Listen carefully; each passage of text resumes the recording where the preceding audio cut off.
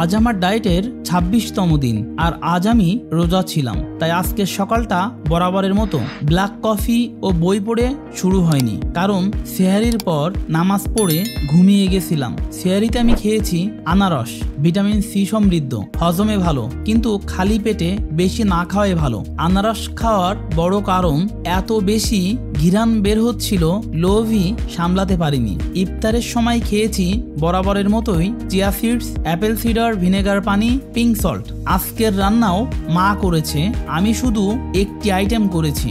মায়ের প্রতিদিনের হেল্প আমাকে প্রতিনিয়ত সাহায্য করছে। ক্লায়েন্টদের কাজ আমি চালিয়ে যেতে পারছি মায়ের সাহায্যের জন্য।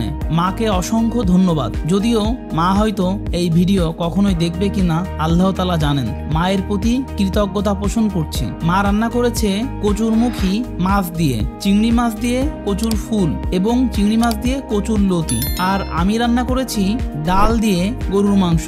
আজ আমি নিয়েছি vitamin C plus zinc tablet. বাদাম এটাও আমার প্রতিদিনের সঙ্গী, কিন্তু পরিমিত খেতে হবে। প্রোটিন সাপ্লিমেন্ট আজও 2 চামচ নিয়েছি, আস্তে আস্তে বাড়াবো। কচুরমুখী ও কচুর লতি মাটির নিচে জন্মানো খাবার, কার্ব বেশি, সীমিত পরিমাণে খাওয়া ভালো। গরুর মাংস প্রোটিন ও আয়রন সমৃদ্ধ, তেল ও কার্বের ভারসাম্য জরুরি। চিংড়ি প্রোটিন ও জিঙ্কের উৎস, অতিরিক্ত হলে কোলেস্টেরল বাড়তে পারে। আনারস ভিটামিন সি সমৃদ্ধ, ইমিউন সাপোর্টে ভালো।